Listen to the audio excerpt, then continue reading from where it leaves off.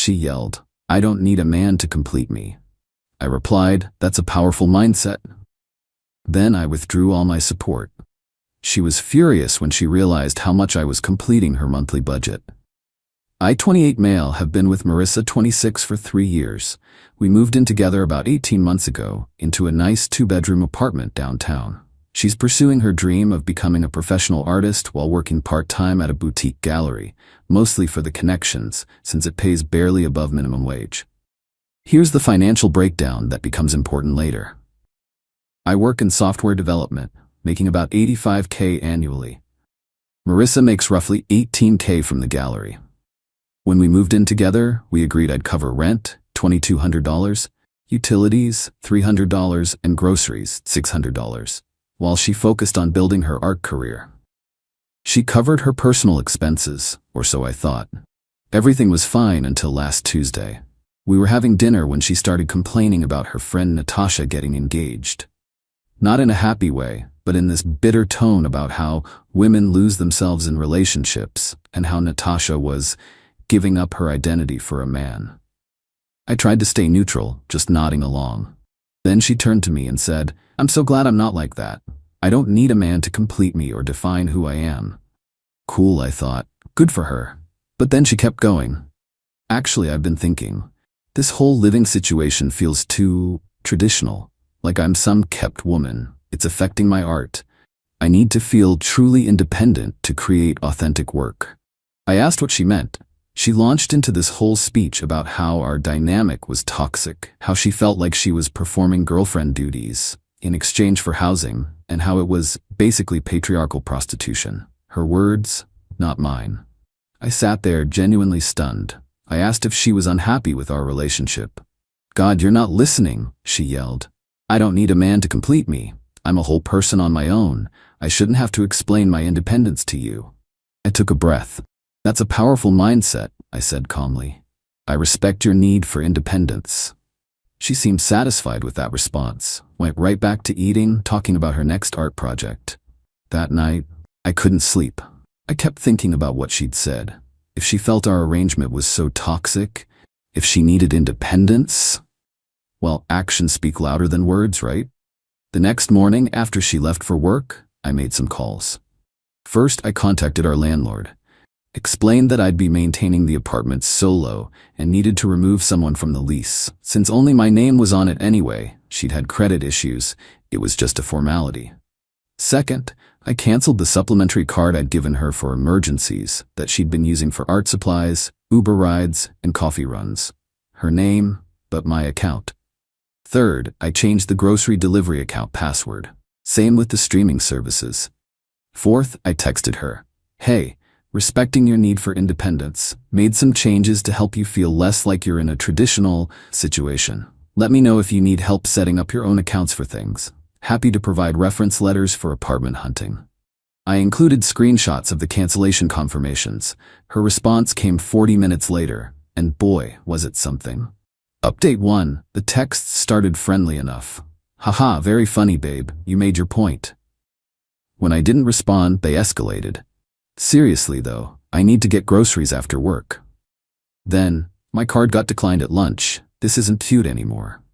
By evening, "What did you do? The streaming services aren't working."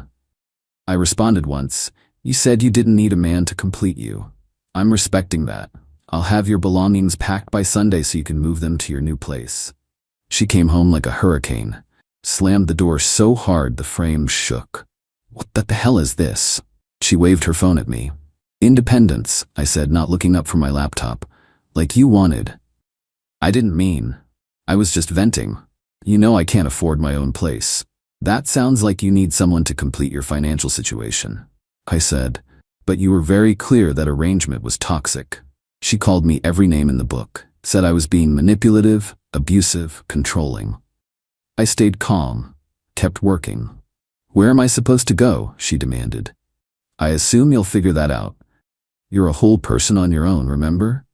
She stormed into the bedroom, what used to be our bedroom. I heard drawers slamming, things being thrown around. Whatever. I'd already moved my important stuff to the spare room. 20 minutes later, she came back out, tears streaming. Different approach. "Baby, I'm sorry. I didn't mean it like that. You know I love you. We can work through this.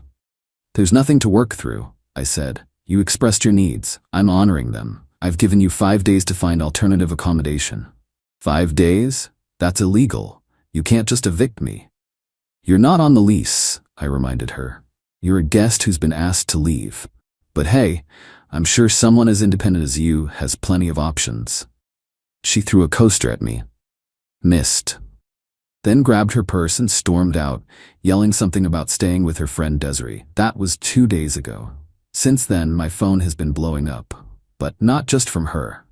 Update 2.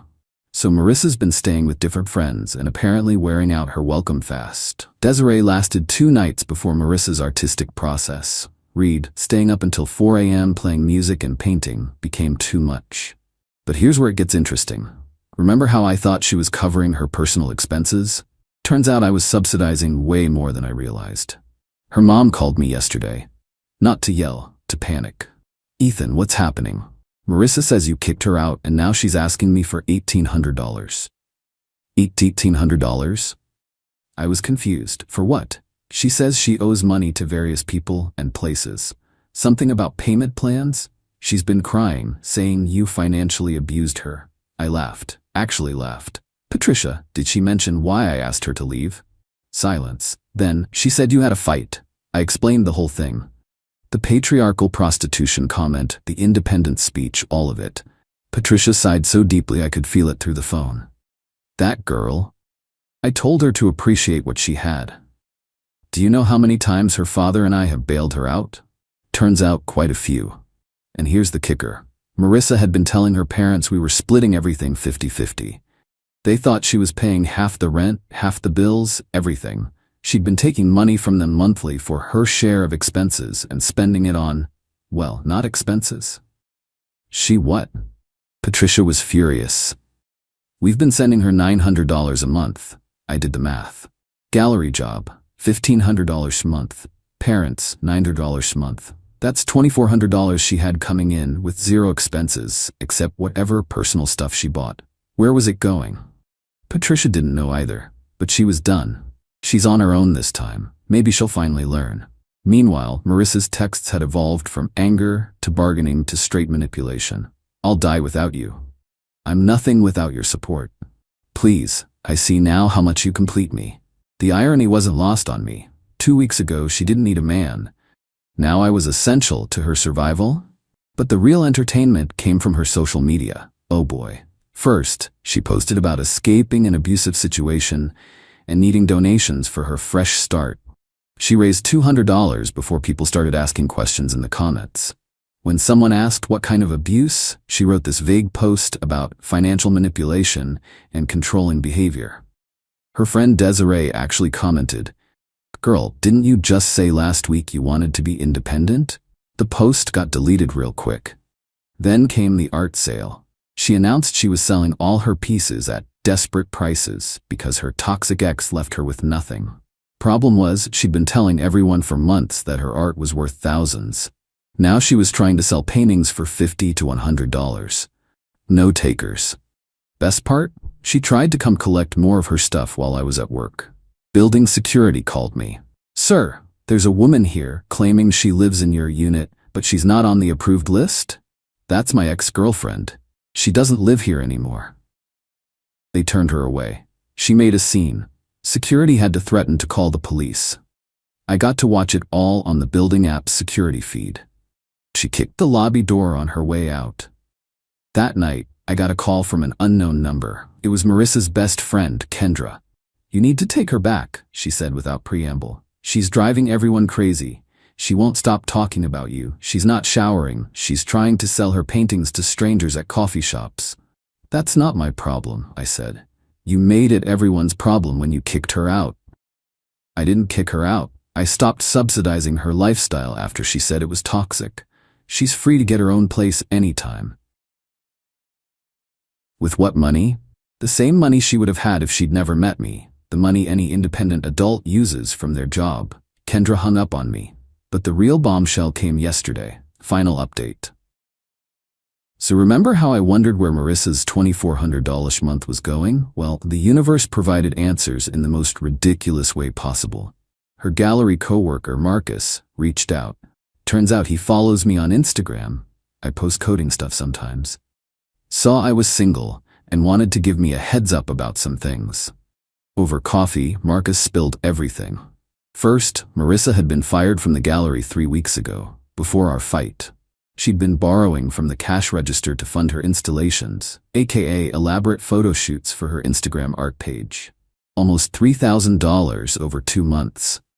We didn't press charges because the owner felt bad for her, Marcus said. She cried, said she was an addict, a shopping addict. A what now? Apparently, Marissa had a serious online shopping problem. Designer art supplies she never used, expensive canvases still wrapped in plastic, professional cameras and lighting equipment gathering dust. She had a storage unit I didn't know about filled with thousands of dollars of materials for future projects. She showed me the unit once, Marcus said. It looked like an art store exploded. Tagged items everywhere, never opened. But wait, it gets better. Remember the $900 a month from her parents? That was supposedly for her half of our rent. The $1,500 from the gallery job that ended 3 weeks ago? She'd been pretending to go to work every day since then. And the $1,800 she asked her mom for? Not for debts.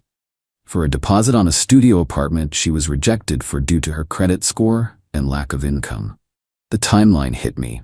She got fired, knew the money would run out, picked a fight about independence, hoping I'd beg her to stay, and when I called her bluff instead, her whole house of cards collapsed. Marcus wasn't done. Oh, and that boyfriend she had before you?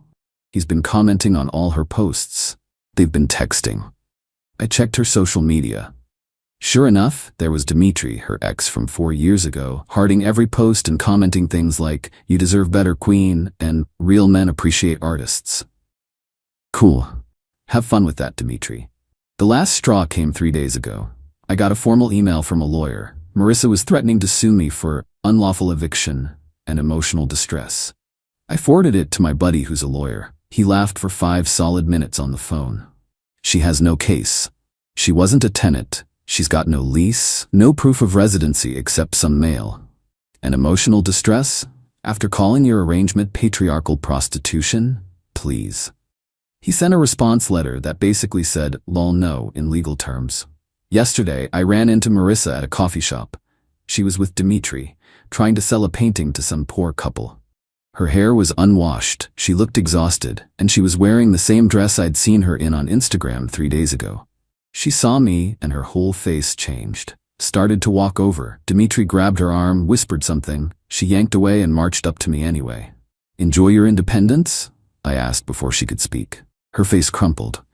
"Please, I'm sorry. I'll do anything. I'll clean, I'll cook, You'll do what any adult does," I interrupted. "Figure it out." "I'm homeless. You're couch surfing, there's a difference. And hey, Dimitri's right there. I'm sure he'd love to complete you." She glanced back at Dimitri, who was suddenly very interested in his phone. "He lives with his mom," she said quietly. "Sounds like a you problem." I left with my coffee. She didn't follow.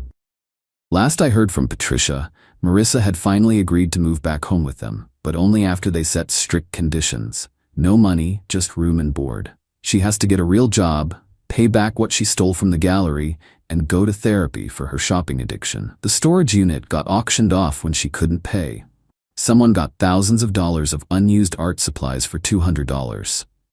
Dimitri ghosted her when he found out she was actually broke. Her Instagram art page has been dormant for 2 weeks. Meanwhile, I'm living my best life. Converted her art studio back into a gaming room. Started dating a software engineer who splits the check without making it a feminist statement. Learned to cook instead of ordering takeout every night. Turns out I was spending about $4 a month on our combined lifestyle. Now I'm saving most of that. Funny how "I don't need a man to complete me" turned into "Please take me back, I'm nothing without you" in exactly 14 days. Almost like actions have consequences or something. Independence is expensive when you actually have to pay for it yourself. Edit. Since some of you asked, yes, I knew the relationship was probably doomed when she started the independence rant. But I'd rather find out someone's true character when they face consequences than waste more years on someone who only loved what I provided, not who I was. Better to lose a girlfriend than gain a wife who thinks your support is toxic until the bills come due.